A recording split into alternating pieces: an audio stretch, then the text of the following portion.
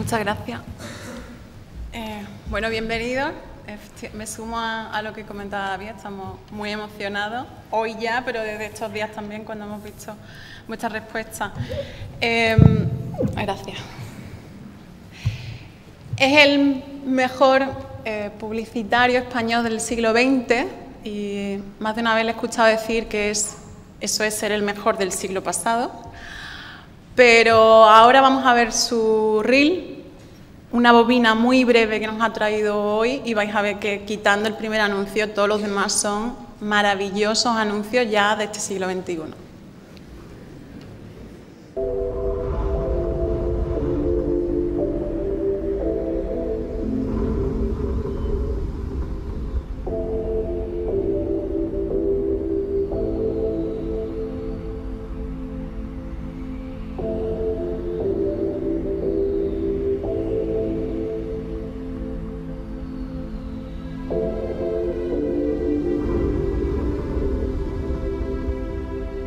¿Te gusta conducir?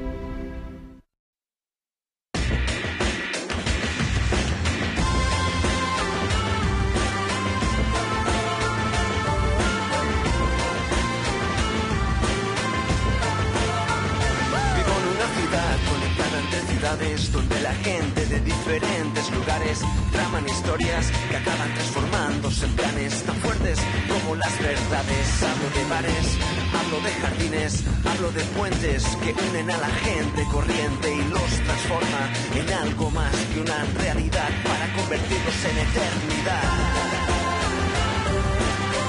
Ciudadanos de un lugar llamado mundo. Ahora es el momento porque así lo siento. Ciudadanos de un lugar llamado mundo. Tenemos un plan. El pintor y el actor traman un plan. El florista y la ciclista están tramando un plan. El arquitecto y el camarero están planeando cómo mejorar el lugar. Señoras y señores, somos movimiento. Este es el momento, juro que no miento. Somos el motor de las calles en acción. Sí, bien. El sol se pone entre los balcones y las nubes se esconden en la oscuridad. La ciudad se llena de luces de colores ante otra noche que promete ser especial.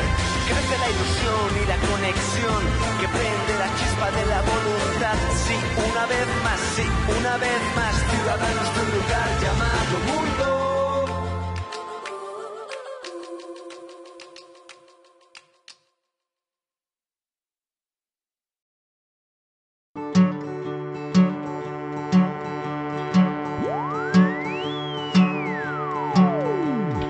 Esto no se toca, quita, con esto no se juega, dale. Esto no se toca, quita, con esto no se juega, dale. Quita los pies de la mesa, en el salón no se juega, en el sofá no se come, en el salón no se juega.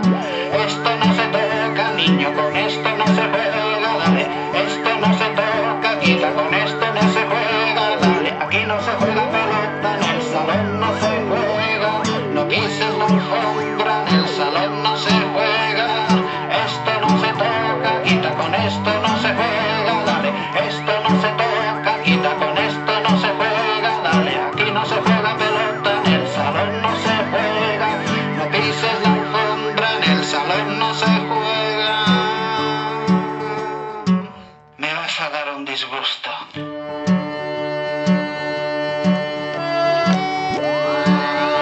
el salón no se juega.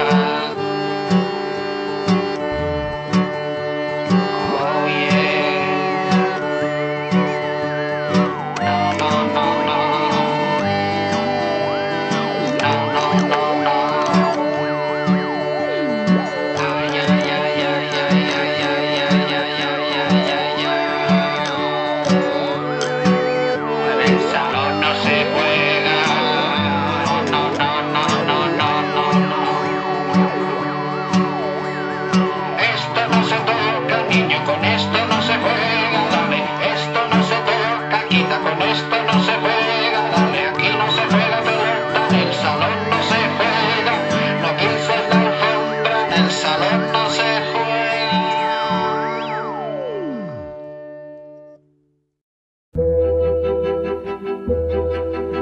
Pero esforzarse es disfrutar. Es como el escalador que se sube a una montaña. Dices, ¿eso es sufrimiento? No, es placer. Lo ha elegido él, es duro, va a pasar frío, va a tener accidentes, pero está haciendo algo, o sea, que disfruta, ¿no? Entonces yo creo que cuando no hay esfuerzo no se disfruta, ¿sabes? O sea, incluso para ligar, ¿no? Hace falta el esfuerzo, ¿no? Si no, ¿no? En Banco Sabadell pensamos que el futuro tiene mucho que ver con lo que hagamos en el presente. Por eso, con la cuenta Expansión gestionamos tu dinero día a día con la máxima exigencia y eficacia. Sabadell, el banco de las mejores empresas y el tuyo.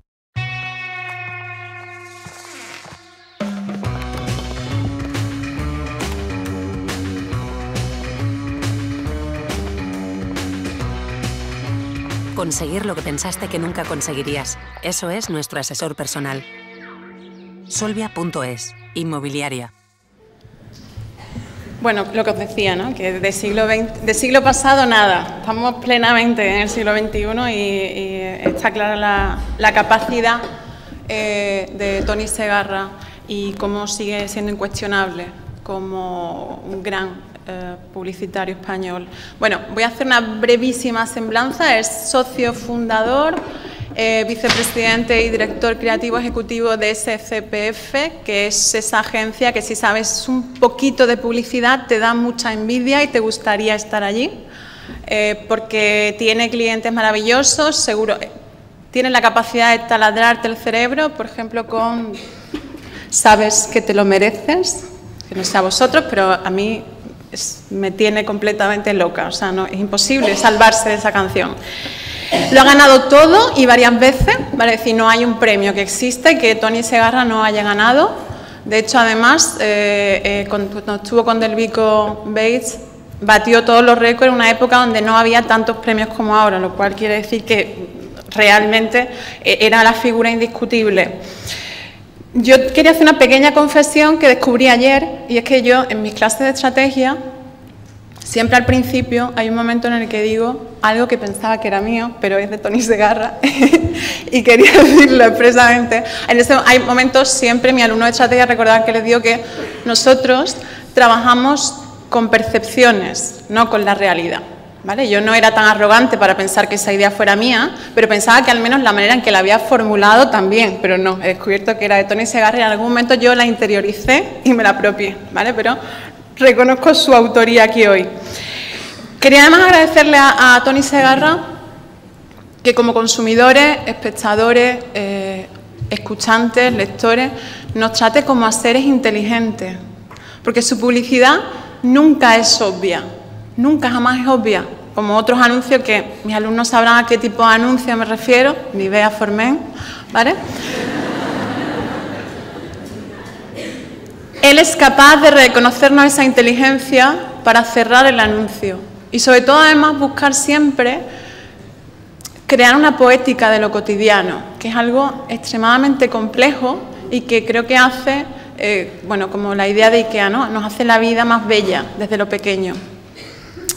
Por último, me gustaría destacar que ha logrado algo que es el sueño de todo publicitario, yo creo. Y no estoy hablando del dinero, que también, entiendo que lo tiene.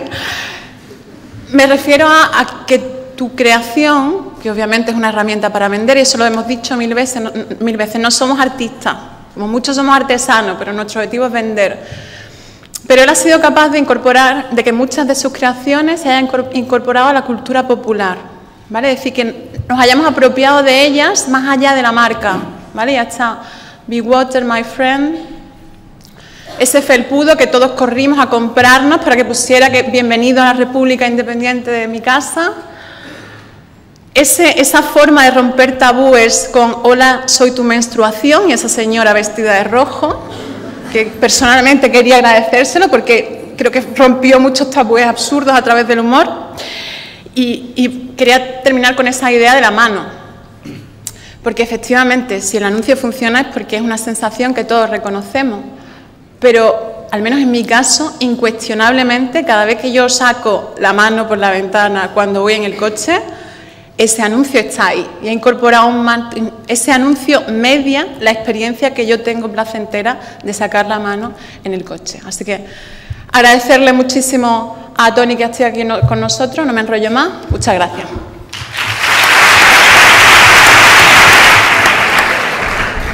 Bueno, muchísimas gracias de verdad por invitarme primero, por permitirme volver a Andalucía, que hacía tiempo que no venía, al sur, y que se está muy bien aquí.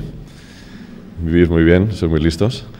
Por las palabras, que no me merezco en absoluto, pero bueno, que agradezco mucho, y sobre todo por ese recibimiento que no había tenido nunca. Me ha asustado, la verdad.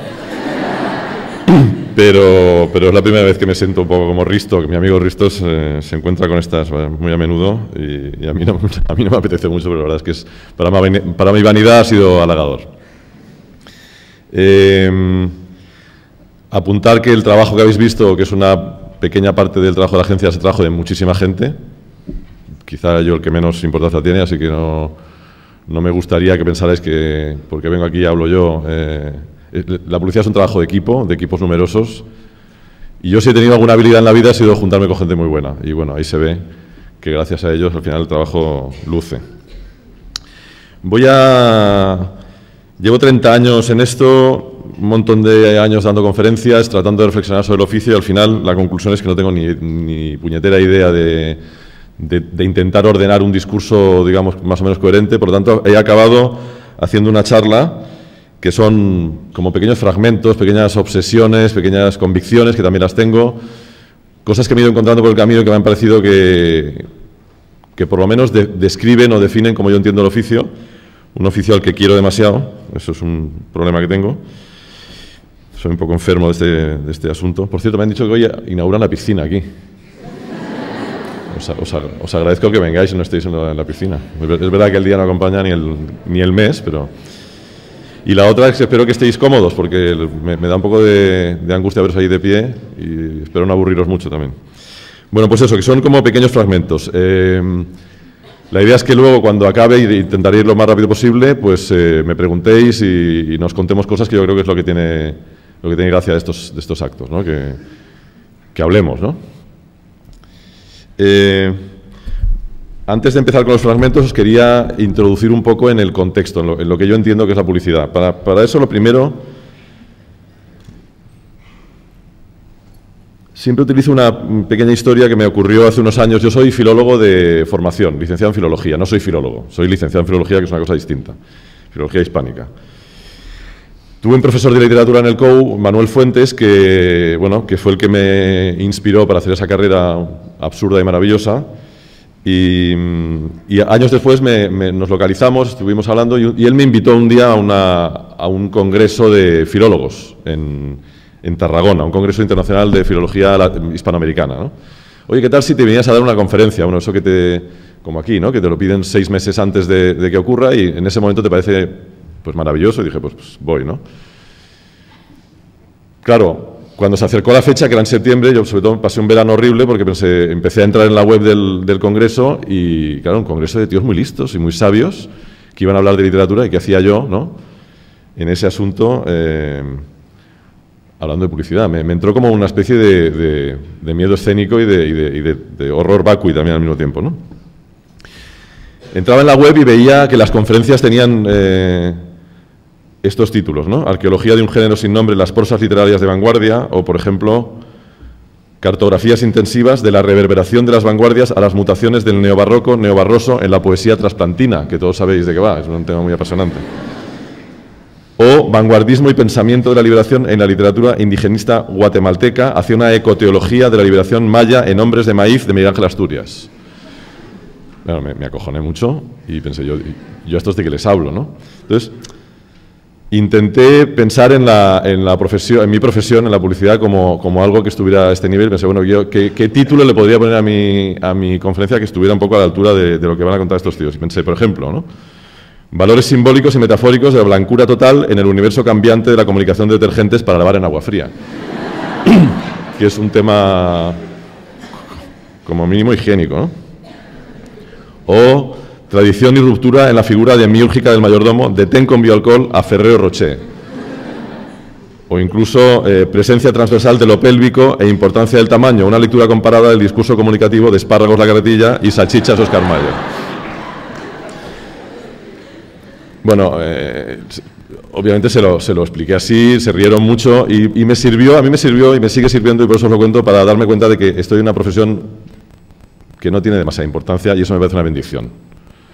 ¿no? Que es una profesión que, bueno, que no es intelectualmente poderosa, que no es socialmente poderosa y que al final te permite, pues bueno, introducir un poquito de belleza, un poquito de humor, un poquito de inteligencia en la vida de la gente, de una manera sutil, de una manera tranquila y poco más. Y entonces yo creo que viene bien, digamos, recuperar esa humildad de un oficio que no tiene más trascendencia que la que tiene, ¿no?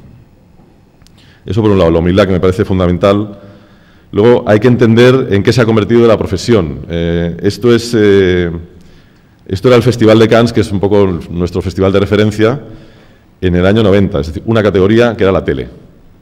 Se mandaban los spots y competían los spots y ya está. Es decir, la publicidad consistía en hacer spots de televisión. Es verdad que había otros medios, pero no tenían la menor importancia y nosotros, digamos, sabíamos que para ser publicistas lo que había que hacer era buenos spots, ¿no? En el año 2009, es decir, hace 6, ya había todas estas categorías. Hoy son 20, pero cada categoría tiene a su vez subcategorías y subcategorías y en total hay una cantidad alrededor de los 490 categorías y subcategorías y se entregan unos 2.000 leones, más o menos cada año. Es decir, que la publicidad y el oficio se ha convertido en algo espectacularmente fragmentado y complejo, ¿no? De hecho, tan complejo como es en realidad la vida, ¿no? Por ejemplo, un director de marketing de hoy, es decir, un cliente se enfrenta a, que es el que está en el medio, es el que pone CMO, ese sería el pobre director de marketing de estos momentos, se enfrentaría a una cantidad de temas a tratar y a discutir con sus proveedores de comunicación de este nivel, ¿no? Y si os fijáis en una franjita que pone digital, ahí entre el traditional y el public relations hay una pequeña franja de la pizza que pone digital, pues lo digital vendría a ser un poco esto ahora. Todas las cosas que uno tiene que tener en cuenta si se dedica a la comunicación en estos momentos, en este mundo, ¿no? Por tanto, de una manera muy obvia pero muy clara, hemos pasado de un escenario muy simple y muy fácil a un escenario muy complejo, muy complicado y muy difícil, ¿no? Y eso también hay que tenerlo en cuenta porque sobre todo os atañe a vosotros aprender a navegar en ese nuevo escenario, ¿no? Y aprender a inventaros cómo resolver los problemas de este escenario.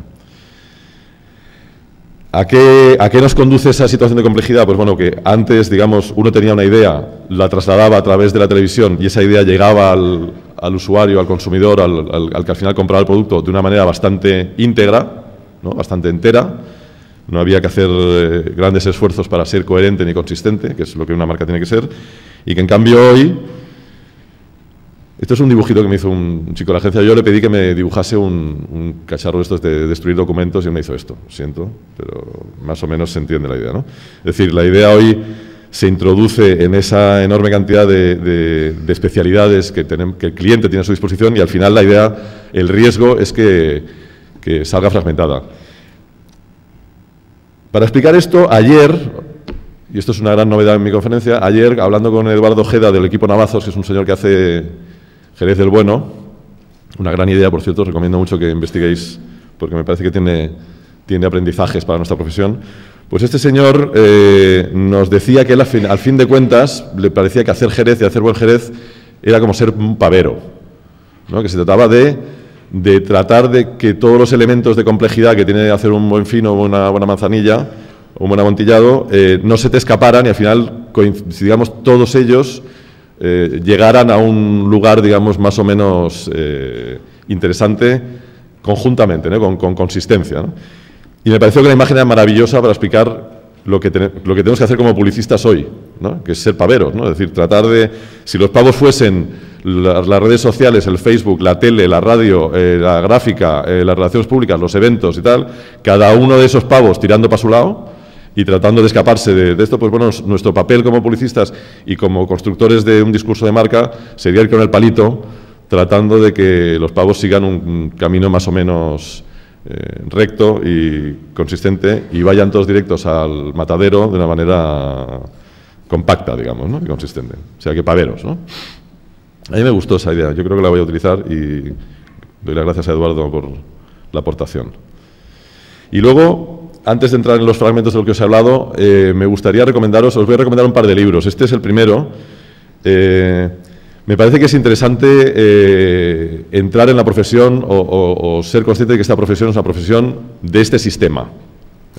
Si sois jóvenes y revolucionarios y antisistema y escucháis a Pablo Iglesias, pues pensároslo, porque el otro día en un comentario me han llamado de todo, pero otro día me llamaban siervo del capital, y bueno, de alguna manera sí soy un siervo del capital, ¿no?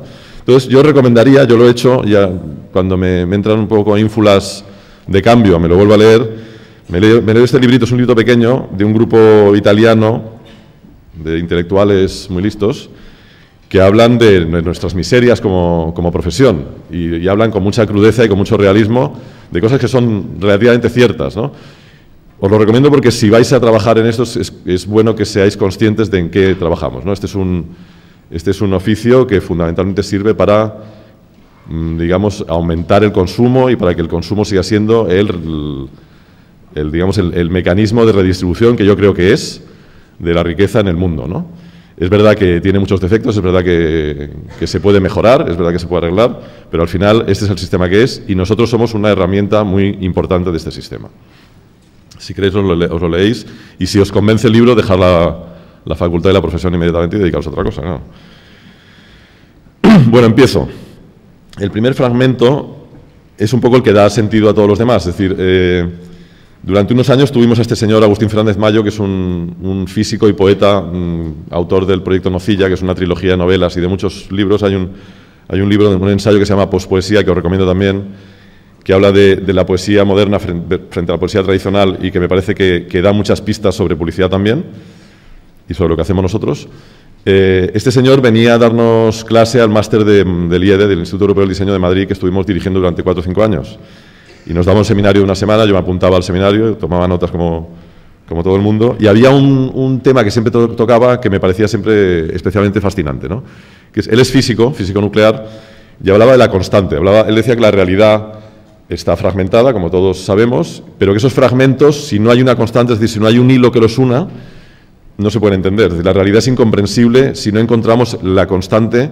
Yo lo estoy llevando a mi terreno, esto en términos científicos es mucho más complejo y difícil de entender, yo no lo entiendo de hecho, pero a mí me interesa, digamos, lo que yo entendí, que es esa idea de que al final nuestro trabajo, o el trabajo de un narrador, él lo lleva a la narración de ficción, a la literatura, pero yo lo llevo a nuestro trabajo como narradores de marcas de alguna manera.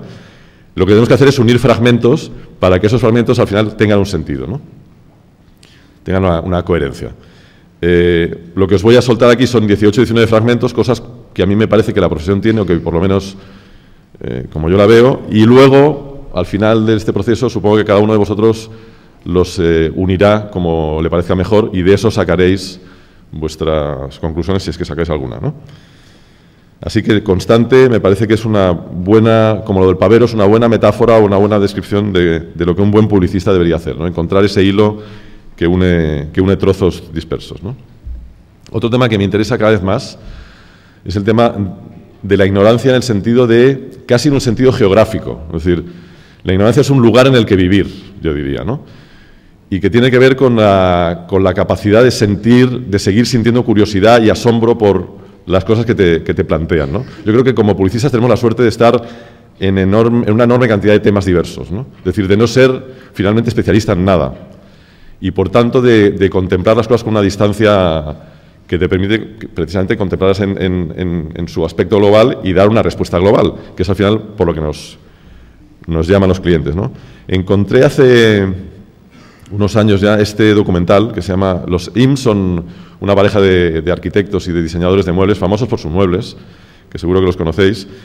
Y este documental está muy bien, investiga un poco en la vida de esta gente y de cómo sus orígenes como arquitecto, como pintora, hicieron que influyeron en su vida. Y luego te das cuenta de que ellos también tuvieron un trabajo como comunicadores, hacían vídeos y películas en los años 50, en una época, digamos, previa a los spots de televisión, donde explicaban cosas tan complicadas como las matemáticas o como los computadores, ¿no? Para IBM, ¿no? Y hay un tipo del documental, un tipo que habla de ellos y que hace una reflexión sobre el trabajo, digamos, de los Sims y sobre todo el trabajo de los Sims cuando explicaban, pues eso, las computadoras o la matemática, que me parece que refleja muy bien lo que nosotros hacemos como publicistas, ¿no? Y tiene que ver con la ignorancia. Dice el tipo, que se llama Richard Saul Burman, dice: vendes tu experiencia y tienes un repertorio limitado, Vendes tu ignorancia y es un repertorio ilimitado. Él, Charles Sims, vendía su ignorancia y su deseo de aprender sobre un tema. El viaje desde el no saber hasta el saber era su trabajo. Y yo creo que claramente eso es lo que nos compran los clientes, es decir, nuestra capacidad para aprender un poquito de lo que hacen y enseñárselo a la gente. La gente al final también es ignorante sobre eso que les vamos a vender, pues desde esa misma ignorancia y por tanto desde ese mismo nivel de entendimiento, ¿no? El cliente al final sabe demasiado sobre su producto, es demasiado especialista, tiene demasiado conocimiento y se convierte al final en un ser inutilizado para la comunicación de lo que él hace, ¿no? Otra cosa que me parece clave y de lo que no voy a decir mucho ni insistir mucho, hay una frase de Robert Stephens, que es el creador de una web y de un negocio de arreglo de ordenadores, que me parece que lo define todo. La publicidad es un impuesto que hay que pagar por no tener un producto memorable. Es decir, yo creo que la televisión, en la época de la televisión, los 50 años de televisión, construyeron muchas marcas que no tenían un producto o que tenían un producto débil. Yo creo que la época que vivimos es la época de recuperar productos interesantes, ¿no? Y los productos interesantes no tienen por qué ser productos desde la base interesantes. Yo siempre pongo un ejemplo que es puro nepotismo, porque es un proyecto de mi mujer y de su socia, Marion Donebeck, pero que me parece tan humilde, tan sencillo y tan claro para explicaros hasta qué punto la comunicación empieza por el producto, que es este que se llama Happy Pills, no sé si lo conocéis. Es una tienda de chucherías, de golosinas, que les encargó un individuo. Le llamo individuo porque en los últimos tiempos se ha decidido otorgar la paternidad al proyecto, cuando en realidad no tuvo nada que ver en eso. Y bueno, y aquí yo defiendo a los seres queridos.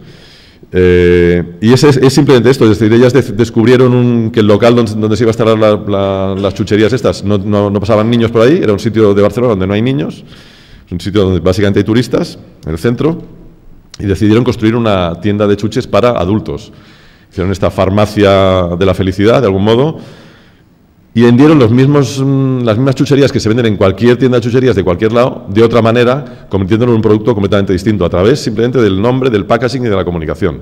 Lo transformaron, lo venden más caro, en estos momentos ya tienen 7 u 8 franquicias, están franquiciando en Corea, creo que van a abrir 30 tiendas allí, se ha convertido en un éxito y al final es simplemente empezar por el principio, empezar por el producto y darle a la gente algo distinto a lo que normalmente se ofrece. Y esto es una tienda de chuches, es decir, está al alcance de todos vosotros y no hace falta, digamos, que te den la cuenta de una marca millonaria.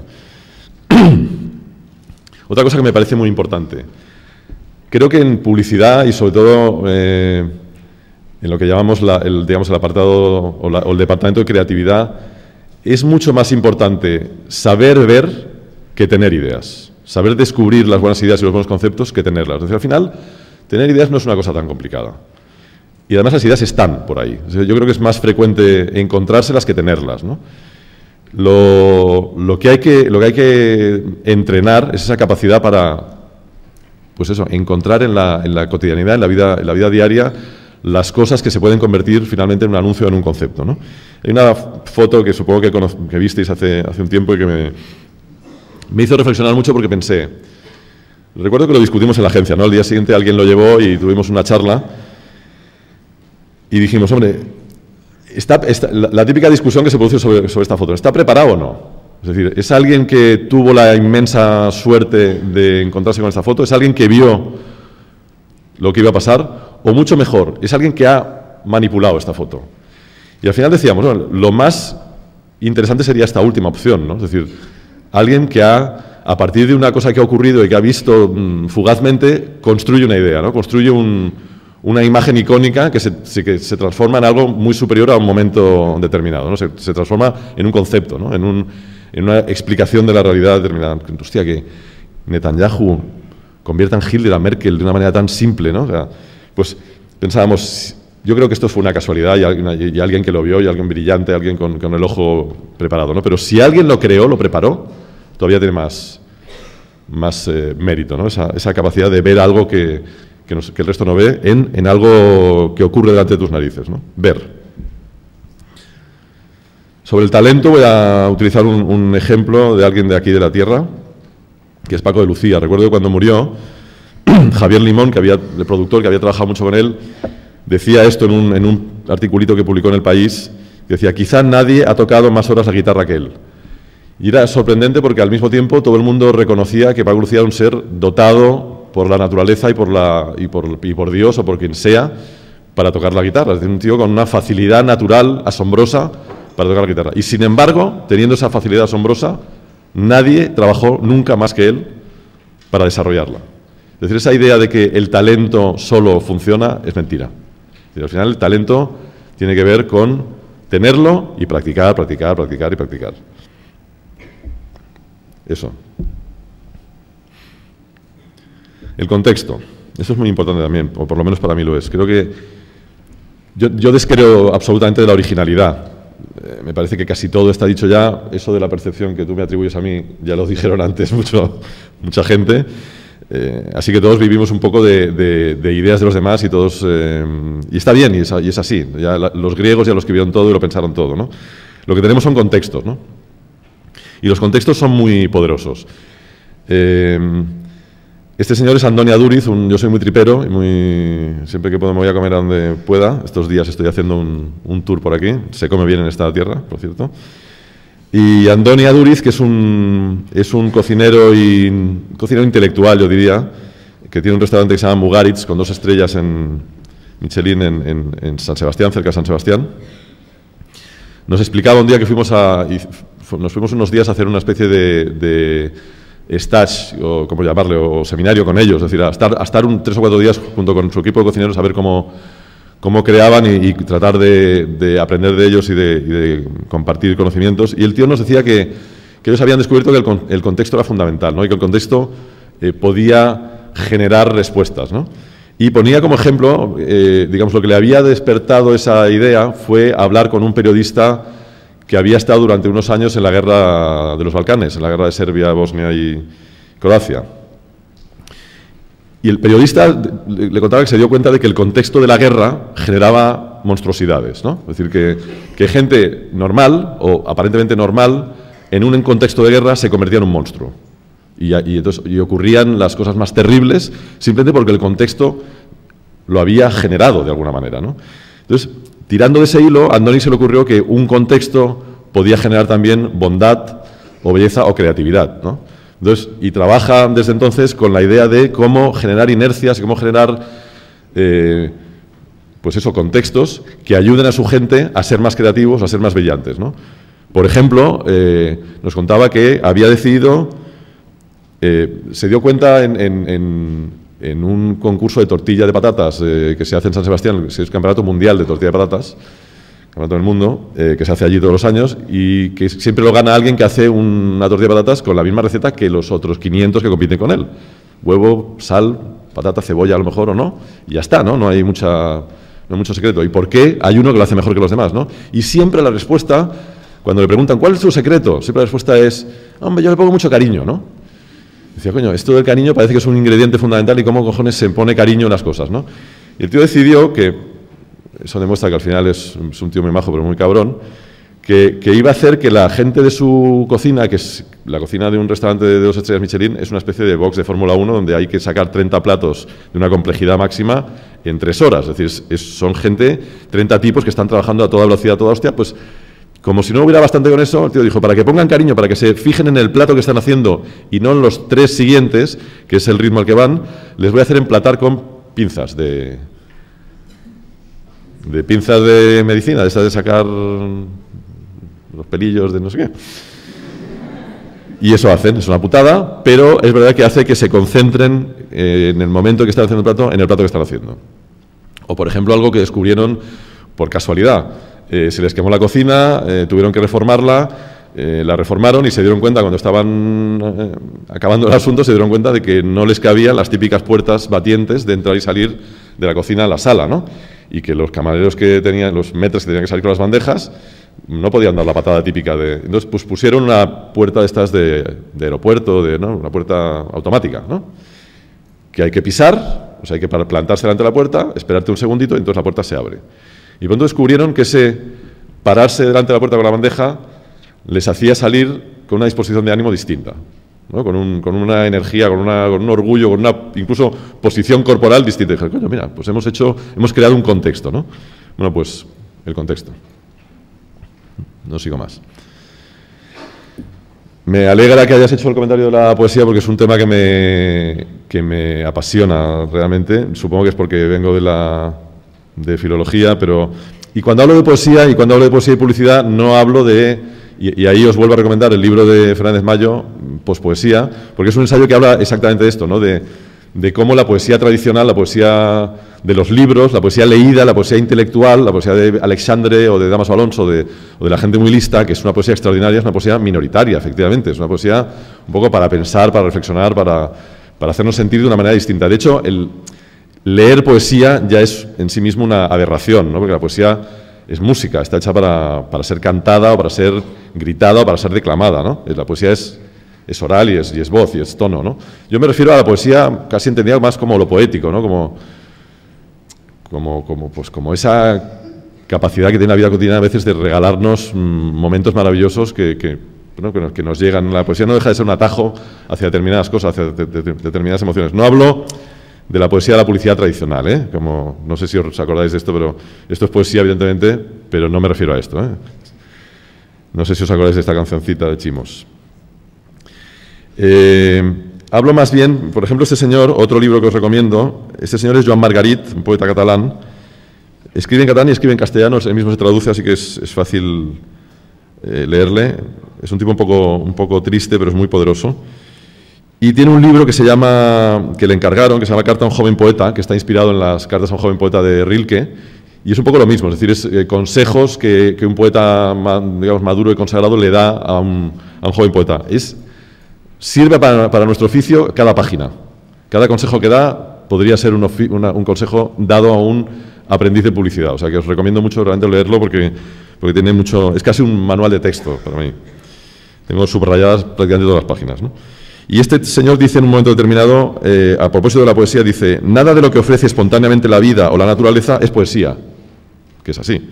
En cambio, todo puede llegar a ser, desde el interior del poeta, desde la mirada, desde ver, que decíamos antes, el punto de partida para un poema, o en mi caso, para un anuncio, ¿eh?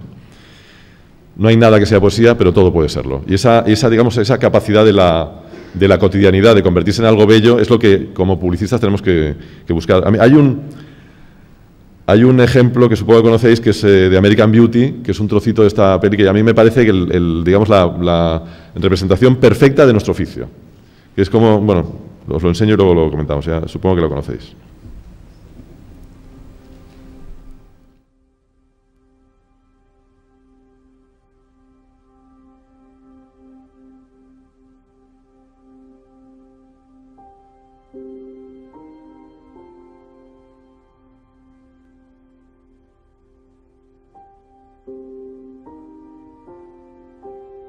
It was one of those days where it's a minute away from snowing.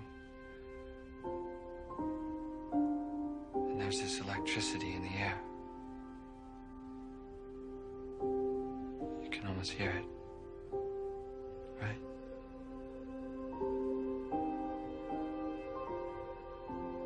And this bag was just dancing with me. Like a little kid begging me to play with it.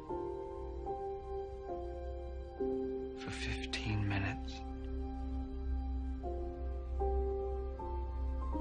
That's the day I realized that there was this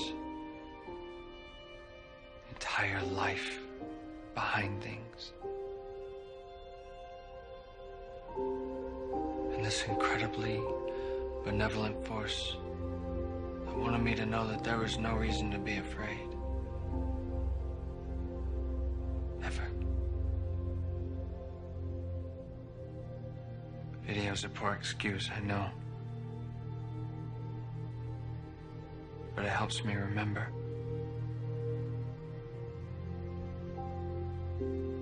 I need to remember.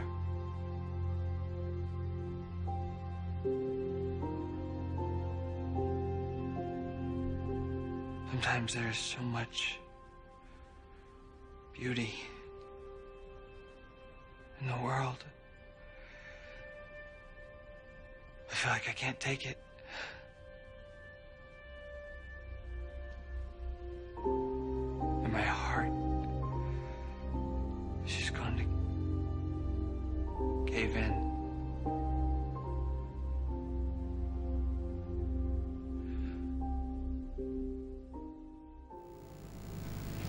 Bueno, me parece una maravillosa metáfora de nuestro trabajo. Siempre me hace pensar que el desprestigio intelectual que tiene la publicidad, que lo tiene, procede precisamente de esta obligación que tenemos de... Nosotros somos el oficio de la felicidad, ¿no? De la felicidad bobalicona, de la felicidad de todos los días, de la felicidad tonta de meterse una Coca-Cola, de que la regla se note menos, de que, yo qué sé, de que un coche te lleve de un lado para otro, ¿no? Y esa felicidad de la que no trata en la mayoría de los casos, salvo excepciones muy contadas, el arte trata de la angustia, de la muerte, de la tristeza, bueno, pues ahí están, digamos, los genios del arte. Nosotros estamos en el lado luminoso y tontito de la vida, y eso nos genera un cierto desprestigio intelectual con el que hay que saber vivir. Yo estoy encantado de estar en ese lado, me parece que alguien tiene que contrapesar a los cenizos. Y defiendo además que en este lado, en el lado que no es arte, y yo creo que ni siquiera artesanía, sino que es una técnica de venta, pero en este lado de la mesa hay talento extraordinario, en algunos casos mayor que en el lado de los listos que hablan de lo triste. Pero eso es un poco lo que hacemos, buscarle la belleza a una bolsa de plástico que se pone a volar en la calle, ¿no? Eso es, para mí, hacer anuncios tiene mucho que ver con eso. Y para abundar en este asunto os voy a leer un poema de este señor fantástico, que fue publicista, es un argentino ya fallecido, Rodolfo Fogwill, padre de Andy Fogwill, que es un realizador de publicidad extraordinario, dueño de la productora Lambia en Buenos Aires. Y Rodolfo Fogwill no pensaba en los publicistas, pero a mí me parece que hizo un gran retrato de lo que es un publicista. Hizo este poema del que os voy a leer un fragmento, que se titula Llamado a los malos poetas o por los malos poetas. Y empieza así: se necesitan malos poetas, buenas personas, pero poetas malos. 2, 100, 1000 malos poetas. Se necesitan más para que estallen las 10.000 flores del poema, que en ellos viva la poesía, la innecesaria, la fútil, la sutil poesía imprescindible, o la inversa, la poesía necesaria, la prescindible para vivir. Me parece un retrato de nuestro trabajo maravilloso. Malos poetas, eso es lo que somos. Tecnología. Aquí voy a poner un fragmento de un vídeo de Louis C.K. No sé si os gusta este tipo, es un genio que fundamentalmente retrata nuestra realidad cotidiana desde el humor y por tanto mucho mejor que los filósofos, en realidad es un filósofo.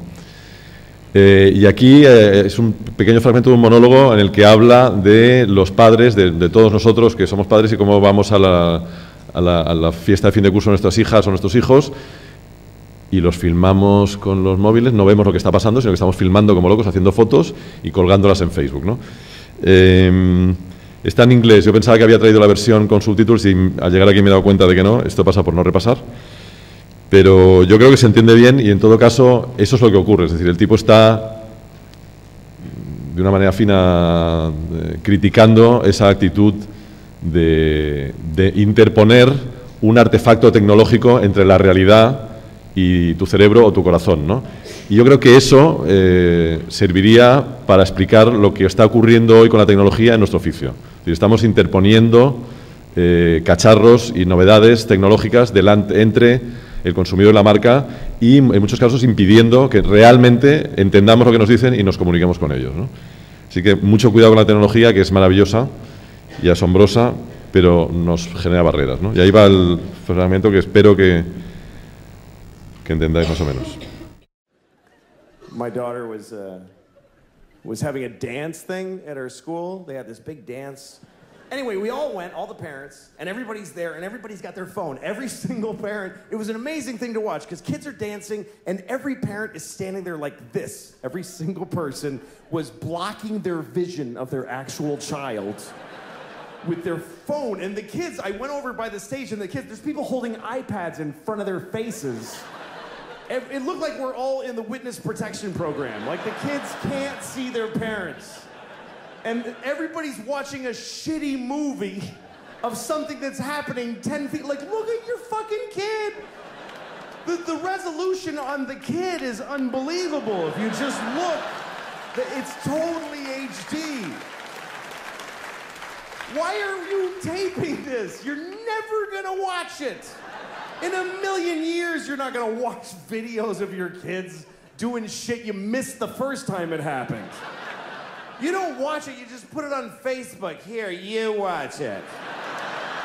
I want to take a nap now. And then you get to read all the comments. Oh my God! It's so cute!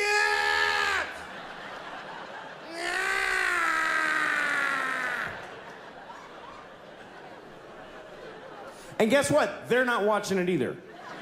They're not watching the video. These kids are dancing for no one.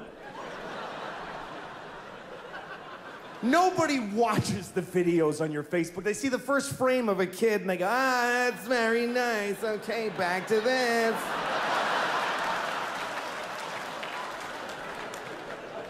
Nobody's watching your kids' videos on Facebook, I promise you. I'll prove it to you. Next time you tape your kids dance, take 1 second of it and then add 20 minutes of just your own asshole. Just go in the bathroom and just record your own anus opening and closing for 20 minutes.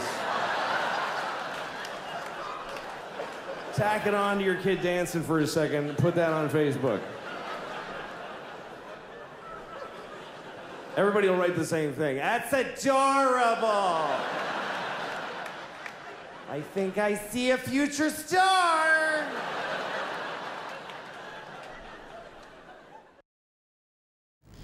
Bueno, creo que se entiende lo que propone, ¿no? Los gestos son interesantes.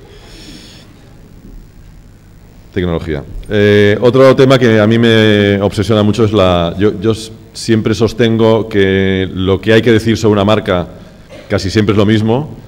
Las marcas venden lo que venden y la razón por la que compramos determinadas marcas es la misma casi siempre. Es decir, no se compra un coche para ser más inteligente, no, se compra para conducirlo, ¿no?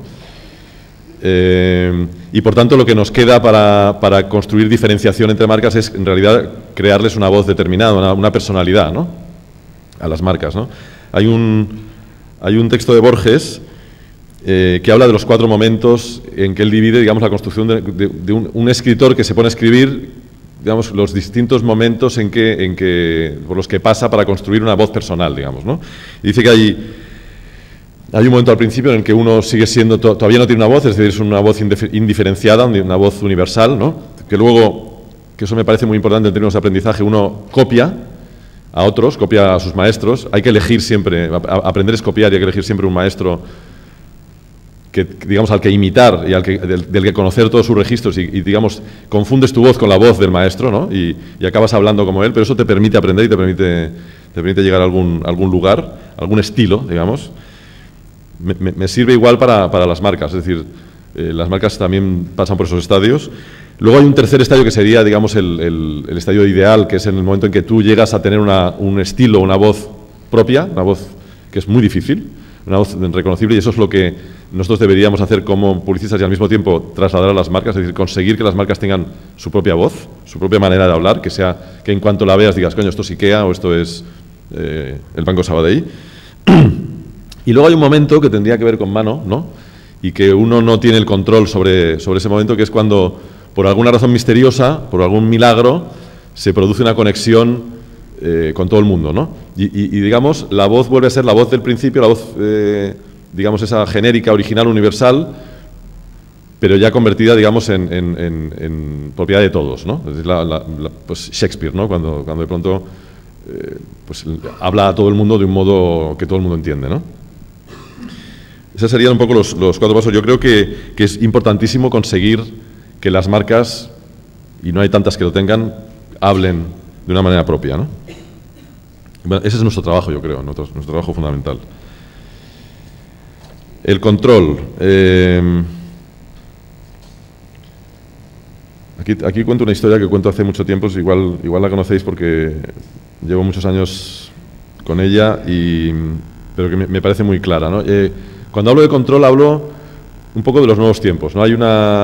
Durante la época de la televisión, efectivamente las marcas controlaban el mensaje que querían lanzar porque era unívoco y masivo y veíamos lo que ellos querían que viésemos. En estos momentos no es así.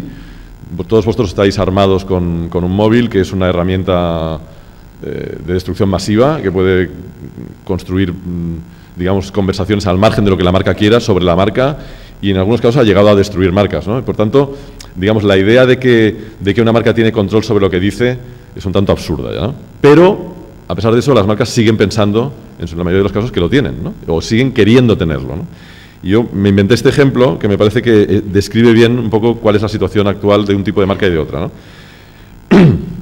Me imaginaba, digamos, la historia de dos de las marcas, de los logotipos más importantes de la historia. Uno, evidentemente, es la cruz. Son dos cruces, ¿no? La cruz cristiana. Y imaginaba que esta cruz se hubiese creado por alguien, ¿no? Que hubiese habido una agencia de publicidad o un estudio de diseño que en un momento determinado pues la crea, ¿no? Y bueno, esa es una cruz, digamos, que es entregada. Ese es un logotipo que es entregado a la gente, ¿no? Alguien dice, bueno, este es el símbolo, hacer con él lo que os dé la gana, y la gente efectivamente lo utiliza como le dé la gana, y hay casi tantas cruces o más como creyentes o incluso como no creyentes. Es decir, es un símbolo casi universal de una determinada idea, ¿no? Que al final es una idea de la muerte. Pero bueno.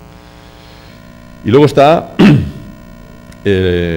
la otra cruz funestamente famosa en la historia, que es esta, ¿no?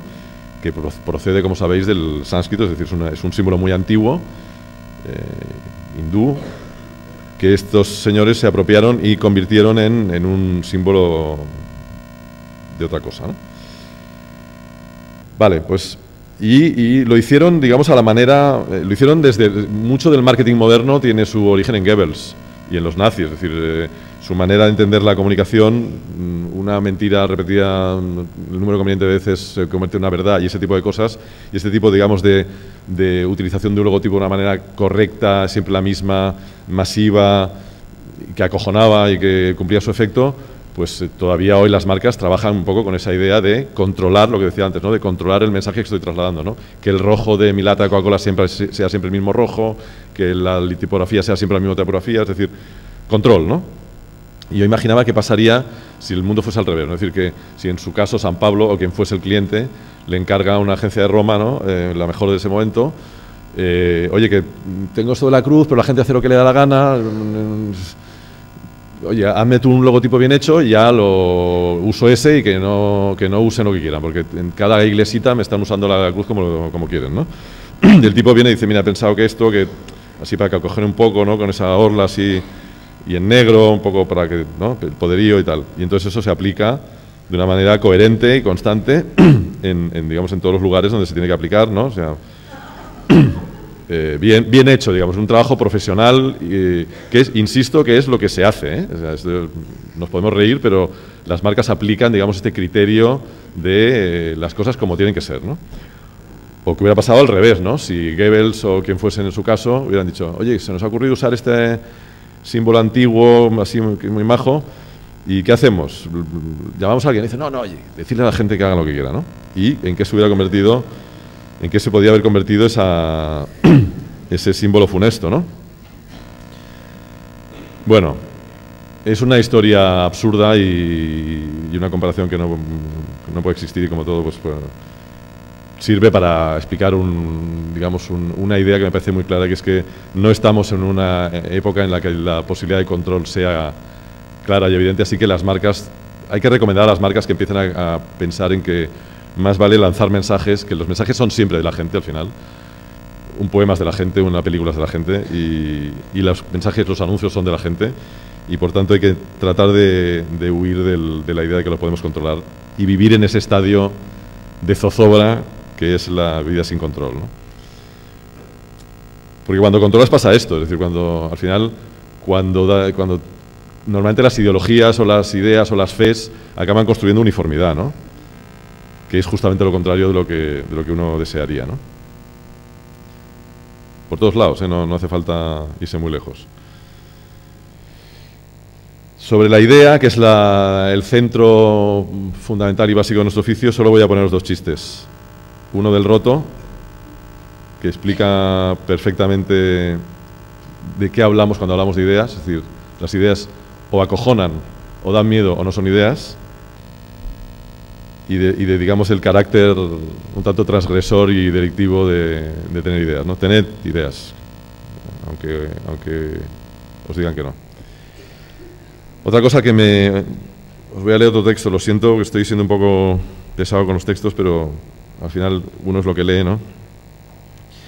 Y me interesa mucho esta idea de que tiene que ver con lo que he dicho de ver y con lo que he dicho de la ignorancia, al final me repito, pero bueno, quizá enfocando la cosa desde distintos puntos de vista os quede claro alguna de las obsesiones, ¿no? Y el asombro me parece que tiene que ver con esta época, ¿no? Con una época en la que, como decía Louis C.K., tenemos un artefacto que nos permite, digamos, interponernos entre la realidad, que es HD, ¿no? La realidad de nuestra hija bailando, y nos impide, de algún modo, tener la capacidad de asombrarnos con lo que nos está pasando, ¿no? Estamos viviendo una época la época de las maravillas y no sé si somos del todo conscientes de que eso está ocurriendo, ¿no? Y para eso hay que dar 2 pasos atrás y tomar distancia, ¿no? Eso que decía, la ignorancia como territorio, no como no saber, ¿no? Sino como un lugar donde vivir, ¿no? Y hay este texto de Emilio Lledó, que salió en El País el 18 de enero del 2009, es un fragmento, donde hablaba de una exposición que había en el Prado, en el Museo del Prado en ese momento, y decía: al entrar en el Prado para recorrer con la mirada la exposición, no podemos por menos de recordar una palabra maravillosa de las muchas que hemos heredado de la cultura griega y que espero no se nos vayan olvidando. Esa palabra es asombro, taumasía. Parece que fue esta extrañeza ante los misterios del mundo, ante la armonía de los astros, ante la luz y la belleza que podían mostrarnos, lo que provocaba ese asombro. Asombrarse suponía descubrir lo otro y saber establecer esa distancia, muy importante, que nos permite entender. Si vivimos saturados de entorno, aplastados de noticias que no queremos o no podemos discernir, si no sabemos intuir esa lejanía necesaria para mirar, para entrever, incluso para tocar lo que nos rodea, estamos en el mal camino de perder la sensibilidad y, por supuesto, la inteligencia. Fue el asombro, la distancia, el no querer dar por hecho nada de lo que observábamos, lo que originó, decían los griegos, la filosofía, o sea, la curiosidad, el apego, la necesidad y la pasión por entender y por entendernos. Descrito así, podríamos hablar de la publicidad como de la filosofía de lo mezquino o de lo cotidiano o de lo que nos rodea, ¿no? Es decir, pero al final es eso, es asombrarse, como veíamos en la bolsa de plástico, con lo que ocurre alrededor, ¿no? Con una salchicha de Frankfurt, ¿no? Esto es una maravillosa fotografía que os voy a enseñar, que le debo a Rafa Antón, uno de los señores con los que estoy recorriendo vuestro país o vuestra región o como queréis llamarlo. Yo es que vengo de un sitio complicado y esto de las identidades empieza a ser un poco cansino. Pues Rafa Antón me encontró esta foto y me parece que sirve maravillosamente para explicar también que al final no se puede empezar a pensar sin empezar a pensar. Y no se puede empezar a pensar sin un contenido, sin una idea, sin un concepto, ¿no? A nosotros en la agencia nos parece que sin conceptos, sin un análisis que nos lleve a algún lugar riguroso desde el que empezar a construir, no se puede trabajar, ¿no? Y me parece que esta frase me parece maravillosa, ¿no? Me estoy imaginando a este chaval, ¿no? Que buscó el sitio, que lo encontró, ¿no? Que salió con su bote de pintura a las 2 de la madrugada diciendo, joder, voy a hacer graffiti. Llegó al lugar y dijo, hostia, he tenido la oportunidad, tengo el lugar, lo tengo todo y no he pensado qué tengo que poner, ¿no? Y fue honesto, ¿no? No sé si fue así o no, a mí me gusta pensar en esa imagen, pero desde luego es un graffiti y es poesía también, ¿no? Casi todo lo que he venido diciendo tiene que ver con otra obsesión que tiene que ver con la idea de que la profesión se está hiperespecializando. Yo creo que el mundo se está hiperespecializando en exceso. Creo que los especialistas o las especialidades han permitido el progreso y son fundamentales, pero hemos acabado dejando que gobiernen el mundo, los especialistas, ¿no? De hecho, los especialistas financieros nos han traído a este lugar del que ahora parece que empezamos a salir, ¿no? A base de gobernarnos con mano de hierro y construir con gran creatividad, digamos, elementos financieros que no entendía nadie, que solo entendían ellos para engañarnos, ¿no? Al final, los especialistas, ese médico que escribe para que no lo entendamos o ese abogado que habla con palabras que nadie entiende, se construyen, digamos, nichos de poder, de algún modo, ¿no? Y si les damos todo el poder a los especialistas, al final estamos perdiendo la distancia, la perspectiva y la capacidad de juzgar globalmente, ¿no? Y este señor, Jorge Wagensberg, que es un difusor de la ciencia, un divulgador, que tiene una colección en la editorial Tusquets muy interesante, muy, muy interesante. Muchos libros fantásticos. Nos decía en el máster del IED, que también le trajimos alguna vez, y hablábamos de la complejidad, le pedíamos que nos explicara la complejidad para entender un poco en el entorno en el que estábamos viviendo los publicistas, ¿no? Y él nos decía, nos ponía el ejemplo de las ratas y de los koalas. Nos decía, a menor complejidad, es decir, en un entorno muy poco complejo, muy sencillo, eso genera especialistas máximos, ¿no? Y el caso máximo sería el koala, que vive en un entorno muy sencillito, subido a sus ramitas de bambú, come bambú y no hace otra cosa y se convierte en un bicho adorable que no sirve para absolutamente nada y que en el momento que le quites el bambú se muere, ¿no? Es un bicho que o vive ahí o no vive en ningún otro sitio. Y decía, en entornos de máxima complejidad, por ejemplo una ciudad, las que sobreviven son las ratas, ¿no? Un animal capacitado para vivir la vida padre en un entorno de una dificultad enorme. A mí, al final, la conclusión para mí es que en publicidad debemos ser ratas, más ratas y menos koalas, y en este momento estamos gobernados por koalas, y es un riesgo. De hecho, y hablando de la mediocridad que antes ha salido como tema, este hombre decía, y en este caso utilizo la mediocridad como concepto positivo, decía, en el mundo animal siempre hay quien nos aventaja en algún aspecto. El águila con su agudeza visual, un mirlo con su paleta de millones de colores, un búho con su visión nocturna, un oso polar con su olfato de largo alcance, un zorro del desierto con su sensibilidad auditiva, la anguila con los campos eléctricos, ciertas bacterias también con los campos magnéticos. Sin embargo, nadie supera nuestra sublime mediocridad del conjunto de todos los sentidos cruzados.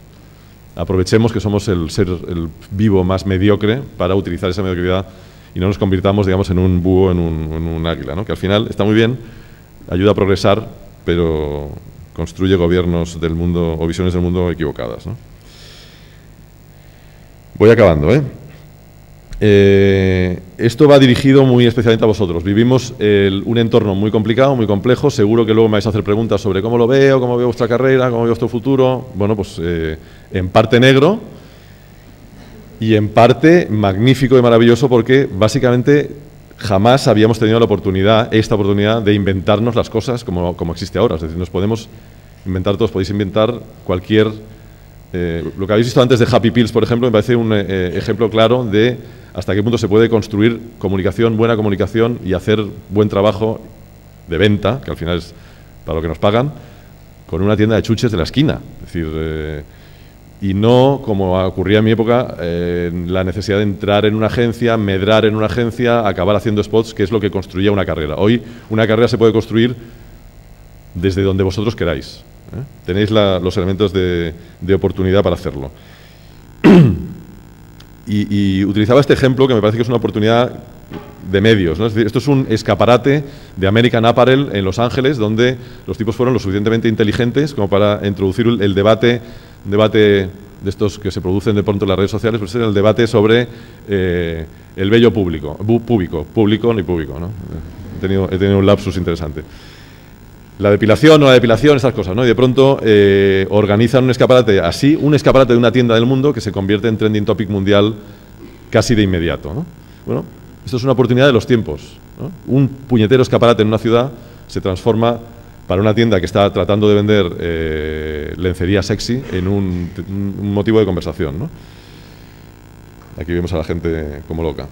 O, por ejemplo, de pronto unos famosos que se dan cuenta de que esa capacidad que tienen de arrastrar a fotógrafos todo el día detrás suyo se puede convertir en un soporte, en un medio para ayudar a la gente que lo necesita, y de pronto estos fueron los primeros, pero al final se ha convertido en una especie de moda. Los famosos salen de los restaurantes o de los sitios donde están y donde hay paparazzis y fotógrafos con mensajes ayudando a ONGs o a, digamos, causas que les parecen más interesantes que ellos mismos, ¿no? Celebrities are using the power of the paparazzi for good. Bueno, oportunidades. Estamos rodeados de oportunidades magníficas. Bienvenidos a este mundo de la oportunidad. También para vosotros muy claramente esta obsesión que voy trasladando a todas las conferencias que doy en la universidad, y que a veces los profesores me regañáis porque decís, no es tan fácil, esto de la vocación no es tan fácil, esto a lo mejor tú, que te ha venido a ver un ángel y te ha trasladado lo que es, para lo que servías, pero que la vocación es una especie de don milagroso. Pues no es un don milagroso. La vocación es algo que nos resulta fácil hacer, es eso tan sencillo como algo que nos gusta hacer y que nos resulta relativamente fácil, y la razón por la cual la identificamos tarde y mal es precisamente porque nos resulta fácil y pensamos que una cosa que nos resulta fácil y nos gusta hacer no es seria, no puede ser un trabajo, ¿no? Pues sí, eso que os resulta fácil y que os gusta hacer tiene que ser vuestro trabajo. Y tiene que ser vuestro trabajo porque al final vais a competir en un mercado sobresaturado, lleno de chinos y de hindús que han ido a másters y saben un huevo y trabajan un huevo, y que va a haber una competencia brutal. Y en ese entorno de competencia brutal, o os gusta mucho lo que hacéis, o no vais a competir porque vais a tener que trabajar mucho y echarle muchas horas y mucho esfuerzo. Y el esfuerzo de verdad se echa mucho mejor y mucho más cuando de verdad te gusta lo que haces. Por tanto, vocación. Todos los que estáis aquí deberíais preguntaros muy sinceramente si estáis aquí y esto de lo que estamos hablando os gusta de verdad, os apasiona de verdad. Si es así, adelante. Y si no, no pasa nada, hay otras cosas que hacer. Y si no tenéis ninguna vocación, siempre podéis ser políticos, o yo qué sé, que no está mal, ¿no? Venga, ya sé que estoy leyendo muchas cosas, pero es que esto es muy bonito. Es un poema de Joan Maragall, de este señor, que era un hipster, ¿no? Al final le damos vueltas siempre a las cosas, ¿no? Se llama Elogio del vivir y está traducido también del catalán, que es un idioma muy raro que hablamos allá arriba. Y dice: ama tu oficio, tu vocación, tu estrella, aquello para lo que sirves, aquello en lo que realmente eres uno entre los hombres. Esfuérzate en tu quehacer como si de cada detalle que piensas, de cada palabra que dices, de cada pieza que colocas, de cada martillazo que das, dependiese la salvación de la humanidad, porque depende, créeme. Si olvidándote de ti mismo haces todo lo que puedes en tu trabajo, haces más que el emperador que rige automáticamente sus estados, haces más que el que inventa teorías universales solo para satisfacer su vanidad, haces más que el político, que el agitador, que el que gobierna. Puedes despreciar todo esto y el arreglo del mundo. El mundo se arreglaría bien solo con que cada uno cumpliera con su deber, con amor, en su casa. Eso lo dice mi madre hace muchos años y creo que tiene mucha razón. Vocación. Bueno, esto los leéis vosotros mismos. Es un texto de John Berger que utilizo siempre para cerrar mis conferencias. Ahora lo he puesto casi al final, pero que me parece absolutamente fundamental. Se piensa haciendo. O sea, se crea haciendo y se crea con los otros, por lo menos en publicidad. Este es un trabajo en equipo, este es un trabajo de hacer. La construcción de las ideas es lo que importa. Las ideas no tienen la menor relevancia. Son abundantes, están en todas partes, nos rodean, están aquí. Lo que realmente tiene mérito es construirlas, darles una voz, darles un tono, hacerlas de verdad. Eso es lo que de verdad es el proceso creativo, ¿vale? Y en cambio en nuestra profesión tendemos a sacralizar el papelito donde viene apuntada una idea y tendemos a despreciar a la gente que acaba haciendo las cosas, que son los de producción, los que hacen. No, estos son los de verdad creativos. Y vosotros, si queréis construir de verdad historias, tenéis que concentraros en eso, en hacer. Esto es una frase que utiliza mucho Ferran Adrià y que me parece también muy clave para vosotros, porque tiene que ver con saber qué ha habido antes que nosotros en este oficio. Me alegra mucho que vayáis al Día C, porque este año, por ejemplo, viene una leyenda extraordinaria que es John Hegarty. Extraordinario, un tipo de 70 y tantos años que construyó una agencia mitológica que no existe, BBH, y que no se puede entender la publicidad moderna sin conocer el trabajo de tipos como este, ¿no? Por ejemplo, hace unos años, trabajando con unos arquitectos, me hablaron de este lugar, que este lugar es la Villa Katsura, una casa japonesa del siglo XVII, se construyó entre 1620 y 1650, que de pronto un tipo que se llamaba Bruno Taut, un arquitecto expresionista, descubrió, trajo fotos a Europa, y esta casa del 1600 creó la Bauhaus.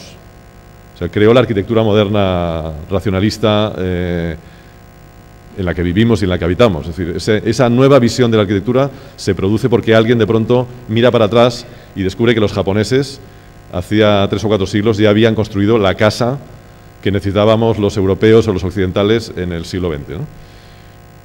Fijaos qué casa. Es la modernidad más absoluta y estaba en el siglo XVII. Lo que te encuentras cuando miras para atrás es fundamental. Y además es que si no te lo encuentras, si no lo buscas, es muy difícil que puedas construir. Lo normal es que si no buscas atrás, lo que hagas es andar en círculos y repetirte, ¿no?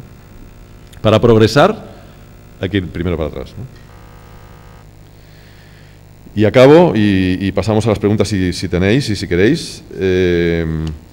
Es un epílogo que es en realidad el inicio de uno de los libros, ahora no recuerdo cuál, de la trilogía del Proyecto Nocilla, Cierra el Círculo, vuelve a ser Agustín Fernández Mayo, y utiliza un fragmento de una película de William Wellman, de un western, de Cielo Amarillo, la película, con Gregory Peck, y es un fragmento que me parece que describe perfectamente lo que me gustaría que os quedara como mensaje final. Si tuviera que hacer un resumen de la paliza que os he dado, y lo siento, sería este. A ver si se escucha bien. Este desierto es peligroso. Un hombre necesita de toda la ayuda de que pueda disponer. Esto me recuerda que deberíamos volver cuanto antes. ¿A dónde? Atrás, donde sea. ¿Y caer en los amantes brazos del ejército? ¿Estás loco? Este desierto de sal tiene 70 millas, tal vez más. Es un espacio y un espacio se cruza.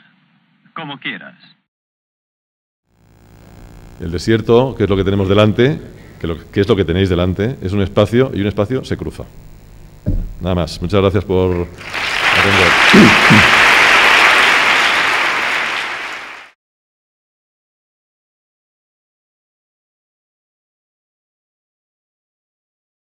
Bueno, es una pregunta que me hacen a menudo y la verdad es que fue un proceso y siempre es un proceso.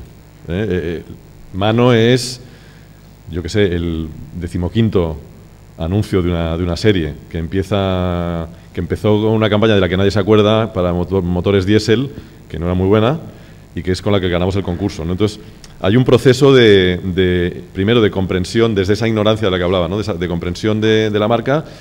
Recuerdo que nos llevaban al circuito del Jarama, nos hacían probar los coches, fuimos introduciéndonos. Ellos son ingenieros, son técnicos, son muy germánicos, ¿no? Muy alemanes, ¿no? Pero nosotros nos íbamos dando cuenta de que había una pasión detrás una pasión enorme detrás de lo que nos contaban, que al final eran bielas y nos hablaban de la propulsión trasera, ¿no? Decían, coño, es que este coche es distinto porque tiene propulsión trasera y todos los demás tienen tracción delantera y el auténtico conductor le gusta que el motor esté detrás, que es como van los Fórmula 1, no sé qué. Te contaban cosas que decías, bueno, pero al final recuerdo que uno de ellos, en una de estas cosas del Jarama, nos decía, yo si consiguiera traer aquí a cada uno de los españoles, uno a uno, y me dejaran que probar con él un cuarto de hora el BMW, se lo compraban todos.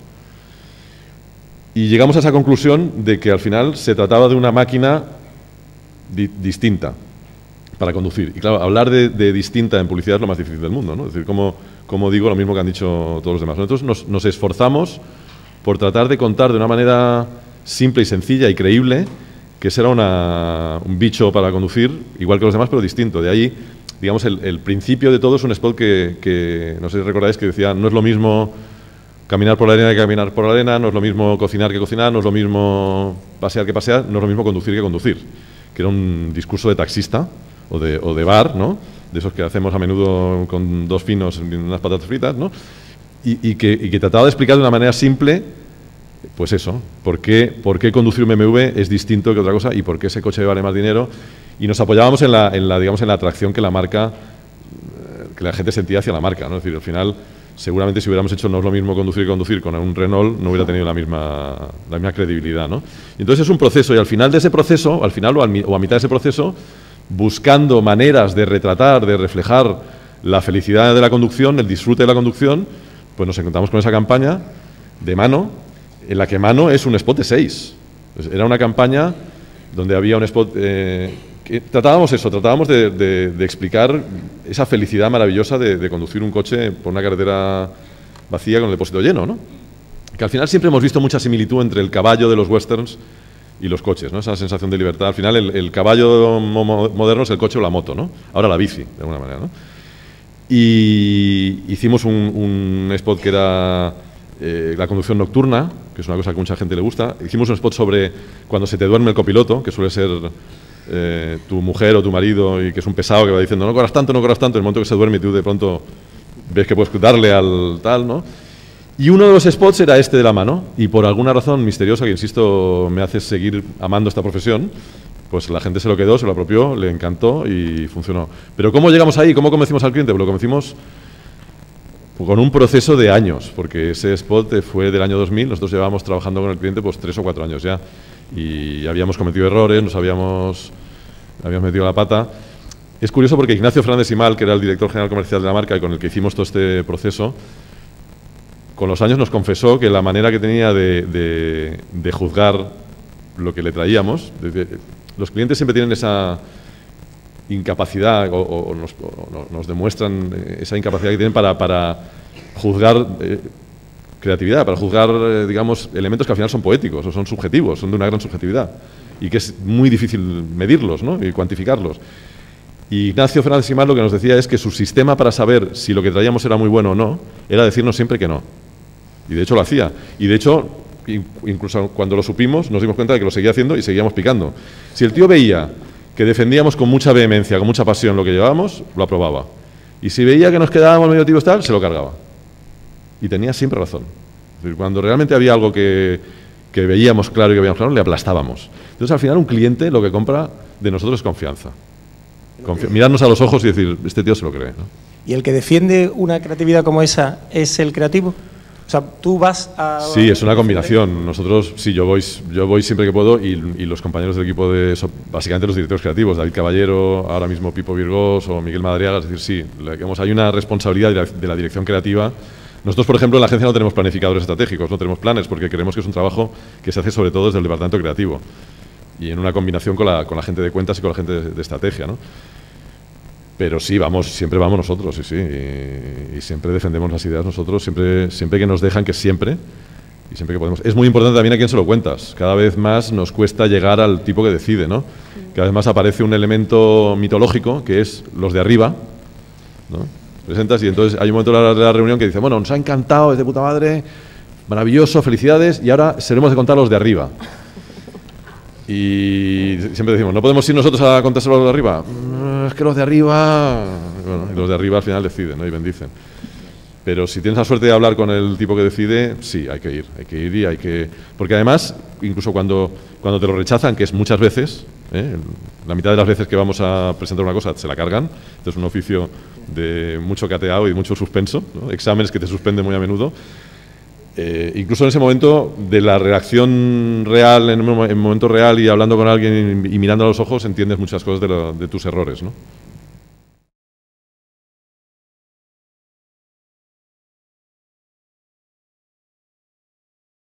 Bueno, para empezar, muchas gracias por los agradecimientos y me alegra que haya servido de algo el rollo que os he pegado.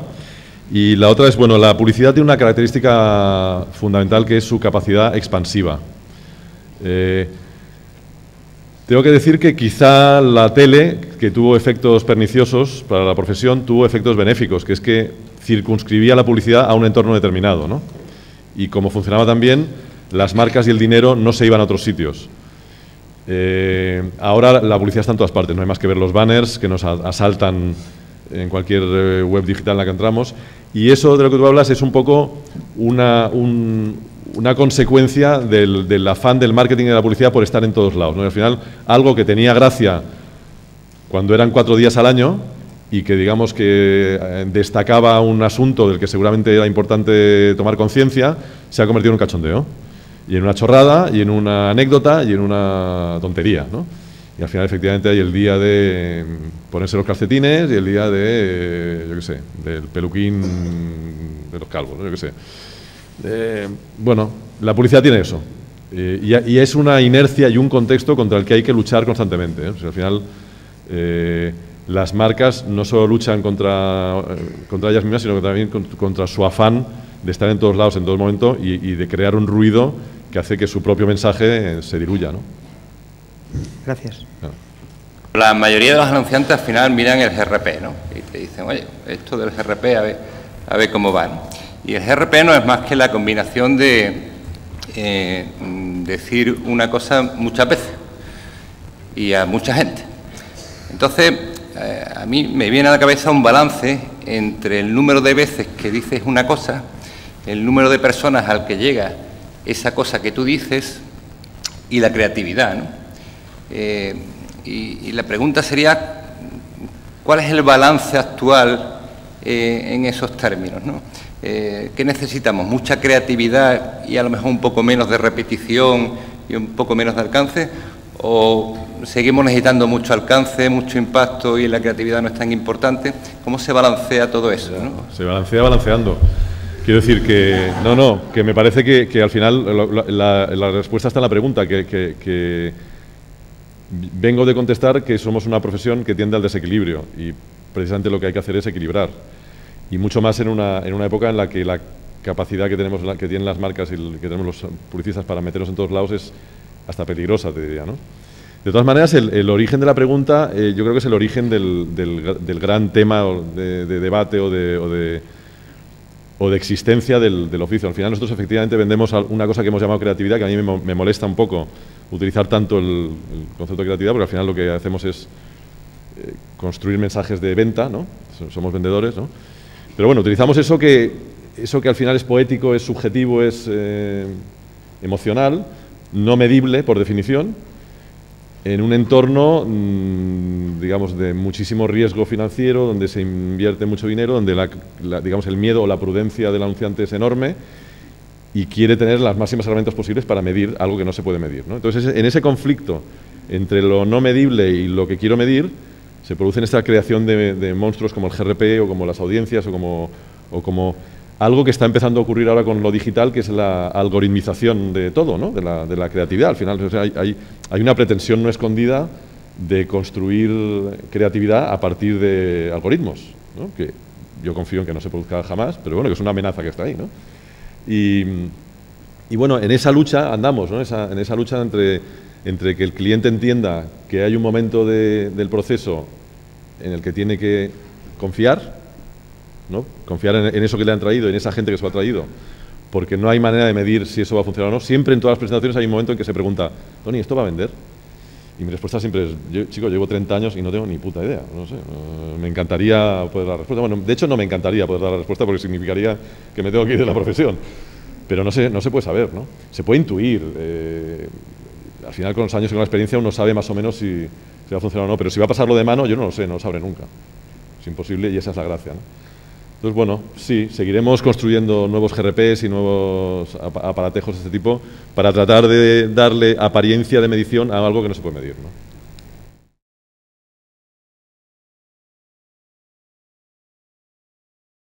Pues mira, eso ocurre la mayoría de las veces. Yo creo que los que trabajamos en creatividad publicitaria siempre tenemos la sensación de que ya se nos han acabado las ideas, de que todo lo que has hecho hasta ahora ha sido casualidad y de que ya no se te va a ocurrir más, y eso se resuelve porque trabajamos en equipo. Es decir, al final, esa responsabilidad es una responsabilidad compartida, afortunadamente, compartida con gente de mucho talento. Os recomiendo que os juntéis siempre con gente mucho mejor que vosotros, porque al final este es un oficio en el que la suma de las partes hace mejor al individuo, ¿no? Y yo lo resuelvo yendo a la agencia y diciendo, no tengo ni puta idea de por dónde pillar este briefing. Y bueno, ahí hablando y salen cosas, ¿no? También es verdad que nosotros dependemos de un timing, de un momento en el que hay que presentar, y no siempre llegas a ese momento con la idea más genial del mundo. Eso ocurre. Pero bueno, siempre intentamos llegar con una idea estupenda.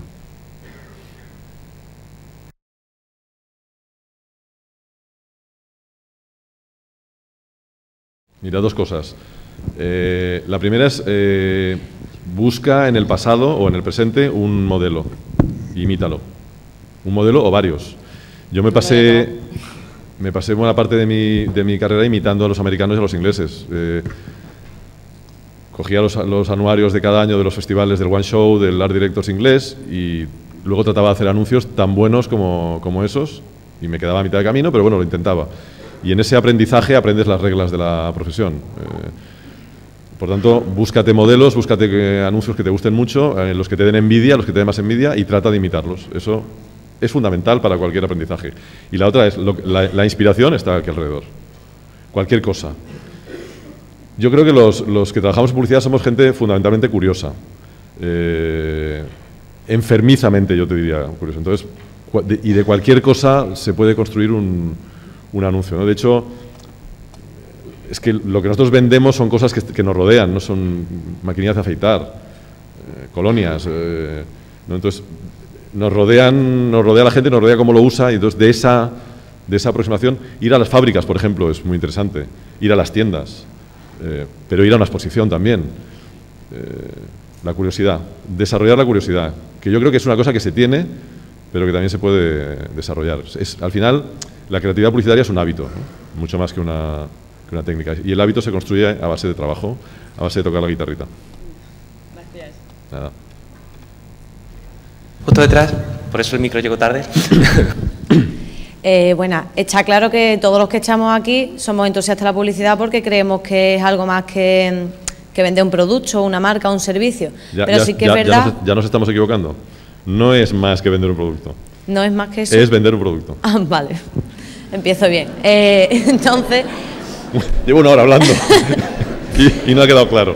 Entonces, hay mucha gente que sí que es verdad que está en contra de lo que es la publicidad porque piensa que es venenosa, porque piensa que realmente lo que hace es envenenar a la sociedad para incitarla al consumismo. Entre ellos está mi hermano, con el cual tengo una lucha bastante grande.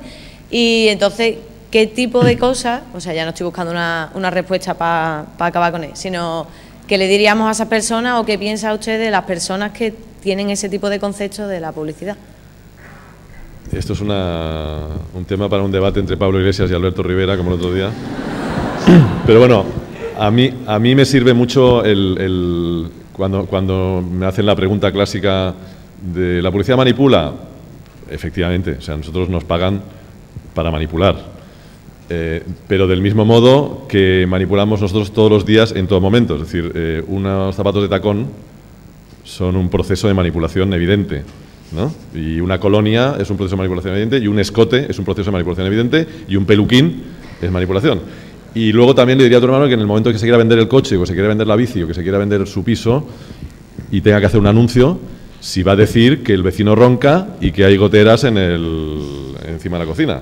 Seguramente no lo va a decir. Eso es manipulación. Es decir, eso es no contar la verdad. Por lo tanto, las marcas no hacen otra cosa que lo que hacemos los humanos en general para tratar de vender un producto, para tratar de vendernos a nosotros mismos, que es ocultar los defectos y ensalzar las virtudes. ¿Hacemos eso? Sí, todo el día. ¿Con más o menos gracia? También es verdad. ¿Con más o menos artimañas? Cierto. ¿Que a veces hay marcas que engañan? Sí. Pero bueno, en general, los productos que engañan, los productos que no funcionan, que no son buenos, la publicidad sirve para eliminarlos antes del mercado. Es decir, yo creo que la publicidad y la buena publicidad es un elemento higiénico que limpia el mercado de porquería, ¿no? Y luego lo otro es un debate sobre el sistema. Es decir, yo creo que el sistema de consumo es lo más razonablemente justo que ha creado el hombre hasta ahora para redistribuir la riqueza. Es decir, al final está basado en una idea bastante maquiavélica, que es que el que tiene el dinero y el que construye el dinero, el rico, tiene que hacer que el que no tiene dinero tenga algo de dinero para comprarle los productos que fabrica para seguir siendo rico. Por lo tanto, para que el rico siga siendo rico, tiene que hacer que el que está abajo gane algo, ¿no? Porque le tiene que comprar. Por lo tanto, el consumo al final lo que genera es una cierta necesidad de redistribuir parte de la riqueza para que la cosa funcione. Es verdad que se desequilibra y por tanto al final habría que tener el equilibrio. Es decir, que el sistema en el que estamos no es perfecto, está clarísimo. Pero que el sistema de consumo bien construido puede funcionar, a mí me parece claro. Por lo tanto, no me siento responsable de la pobreza en el mundo ni del mal, ¿no? Muy bien. Espérate un segundito que llega el micro, más que nada por el streaming y eso. Okay. Que de cara a los que, bueno, a todos en general, pero sobre todo a los que salimos de aquí dentro de unos meses, un Segarra consejo para a ver qué coño hacemos. ¿Un Segarra? Sí. Segarra consejo para ver qué coño hacemos cuando salgamos de la carrera. O sea, sí, vamos armados con un título maravilloso, pero... Ya, yo creo que los he ido soltando durante la charla, pero bueno, es verdad que entráis en un negocio que está en una... A veces lo llamamos industria, aunque no lo sea, ¿no? Que está en una fase complicada. Es decir, digamos, la industria o el negocio tradicional está languideciendo. Por tanto, yo me pensaría mucho lo de entrar en una agencia. Yo creo que tiene sentido para aprender, seguramente, pero probablemente el futuro no es de las agencias, como las hemos entendido siempre. Y en cambio, está emergiendo lo nuevo, que no sabemos muy bien qué es. Empezamos a ver cosas y empezamos a entender, pero no sabemos bien lo que es. Y que eso lo tenéis que construir. Entonces yo os animaría a inventaros vuestro puesto de trabajo y cómo queréis trabajar en el futuro y cómo queréis hacerlo. Creo que el campo está absolutamente abierto, disponéis de las herramientas, la tecnología es barata y sencilla y simple y poderosísima, entonces tenéis esa oportunidad. ¿Qué jodida? Sí, claro, era más fácil entrar a una agencia e ir medrando como en el ejército, ¿no? Pero bueno, tiene menos gracia, ¿no? Gracias. La primera vez que se enfrentó realmente a un gran cliente o a su primer cliente, a la primera cuenta que podía de verdad cerrar con gran interés, ¿no? Que es, yo creo que a lo que le tenemos miedo la mayoría, a enfrentarnos pues mira, a la realidad. Con miedo. Y te diría que la primera vez es casi igual que la última vez. Y lo que se mantiene es dos cosas. El miedo, o sea, yo paso miedo estando aquí. Tengo tembleque y no es una cosa que me entusiasma y al mismo tiempo me aterroriza. Y cuando presento a un cliente paso miedo y cuando me enfrento a un briefing, como decía antes a la pregunta, paso miedo porque pienso que esta vez no lo vamos a saber resolver bien. Entonces, el miedo es fundamental. De hecho, tenemos una máxima en la agencia que es: si vamos a presentar algo al cliente o a producir algo para que salgan en los medios que no nos da un poco de miedo, es que no lo estamos haciendo bien. Porque estamos demasiado tranquilos, estamos demasiado seguros, por tanto estamos haciendo algo demasiado previsible, ¿no? Pero creo que el miedo, por tanto, si tenéis miedo, bienvenidos, quiere decir que os importa, quiere decir que os interesa, quiere decir que os hace sentir algo. Seguramente si no tuvierais vocación no sentiríais ese miedo, os daría igual. Y ya está, y luego tratar de que eso no se pierda. El día que perdáis el miedito, pues igual hay que dejarlo. Muy bien, pues una última pregunta, más que nada para allá al fondo. Sí, sí, adelante, porque de que llega el micro. A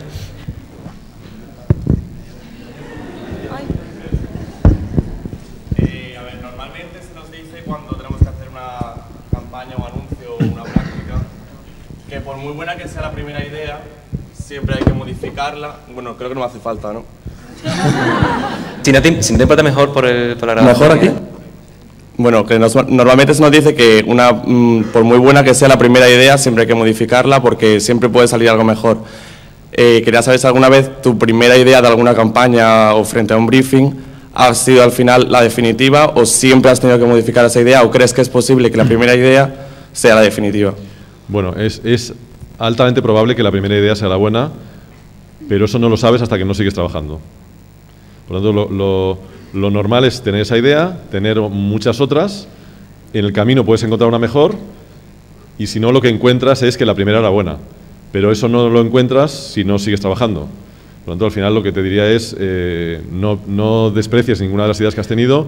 Las primeras ideas tienen normalmente la ventaja de la frescura, del primer impacto, y por tanto un impacto muy intuitivo frente a un problema, y suelen ser buenas, por lo menos suelen marcar un camino interesante, pero insisto, eso no lo sabes si no trabajas realmente el proyecto a fondo, y para eso necesitas más ideas. Luego, otra cosa muy importante es que no hay que atarse demasiado, no hay que vincularse demasiado a las ideas, porque al final las ideas, a nosotros cuando nos rechazan una idea, cuando se nos cargan una presentación, que es muy a menudo, insisto, nos parece que es una estupenda oportunidad para ir con una mejor.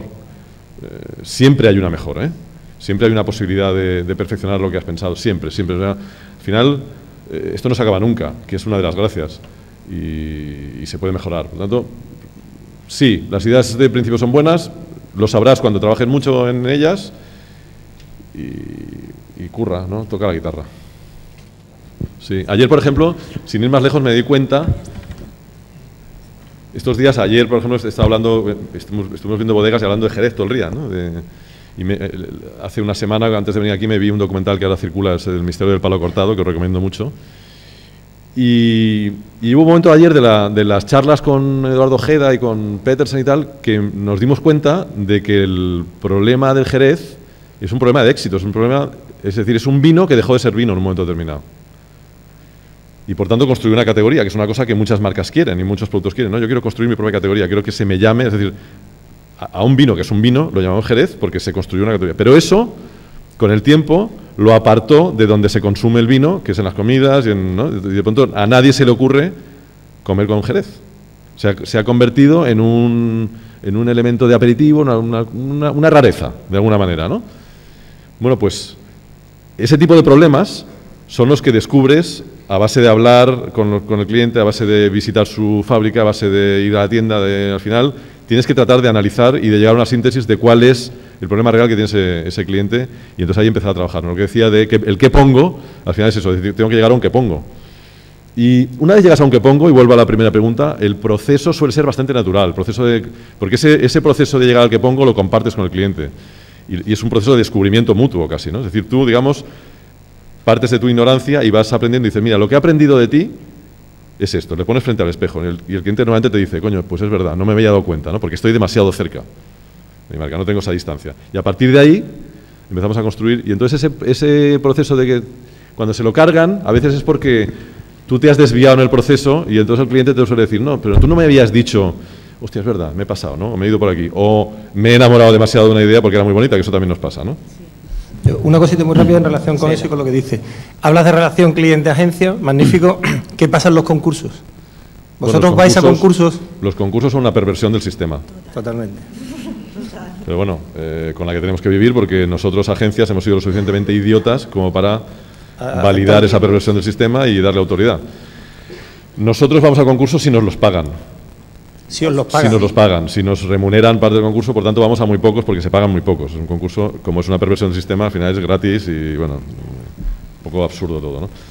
Y, bueno, vamos si nos pagan, que nos pagan una cantidad simbólica, pero, bueno, por lo menos exigimos que haya un interés porque ese proceso sea un proceso mínimamente costoso y mínimamente serio, ¿no? Y normalmente cuando alguien te paga un concurso se lo toma un poquito más en serio que lo otro. Pero aparte de que te paguen, que sería ya la leche, ¿vosotros exigís poder presentar vuestra campaña? O sea, ese tema de métela en un sobre, entrégala y ya te llamaremos. Nosotros no, como no nos pagan, no vamos a concursos de la administración, que son los del sobre. Entonces de eso sabemos poco. Privados también hacen ¿Sí? ese tipo de cosas. No, nosotros vamos a presentar, sí.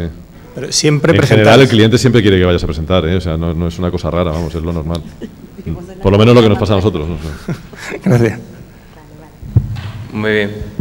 Bueno, última pregunta, ¿vale? Para que no tengamos luego la... Sabemos que esta hora es conflictiva por el cambio de turno. Hacemos la última pregunta.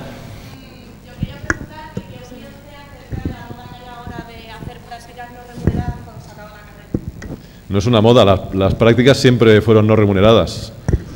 Y defiendo claramente esa posición. Es decir, yo aprendí con prácticas no remuneradas, mataría por entrar en una agencia simplemente a aprender. De hecho, en algunos momentos me he planteado que eso se debería pagar, porque es un proceso de formación. En Estados Unidos, por ejemplo, un aprendizaje en Vogue de un licenciado en periodismo se paga y se paga muy caro, porque añadir a tu currículum un año en Vogue es una inversión. Yo creo que es lo normal, yo creo que se aprende en las agencias y se aprende aprendiendo, es decir, llevando los cafés y metiéndote en todas partes. Otra cosa es el abuso, y ahí te doy la razón, es decir, es verdad que es digamos el becariado se ha convertido en un proceso normal, y eso es un abuso por parte de las agencias, pero sobre todo es un abuso que vosotros permitís y no deberíais permitir. Yo creo que es normal que salgas de la facultad y vayas 3 meses a una agencia y 3 meses a otra y 3 meses a otra y ya está, ya te has hecho una idea de por dónde van los tiros. Además es bueno cambiar y es bueno tratar de probar incluso ciudades distintas y modelos distintos, incluso países distintos si os lo podéis permitir. Y una vez tú has decidido que ya estás maduro, que ya puedes aportar realmente a la agencia y que por tu trabajo se te tiene que pagar, hay que exigir un salario. Pero yo creo que se aprende, pues como se ha aprendido toda la vida. Los aprendices pues siempre tenían eso, la suerte de entrar en un sitio y de trabajar gratis, viendo a cómo trabajaban en realidad gente a la que admiraban o por la que sentían una cierta predisposición. No sé, que eso está bien. Nada, a ti. Muy bien, pues lo vamos a dejar aquí. Muchísimas gracias infinitas a Toni Segarra por acompañarnos en este día.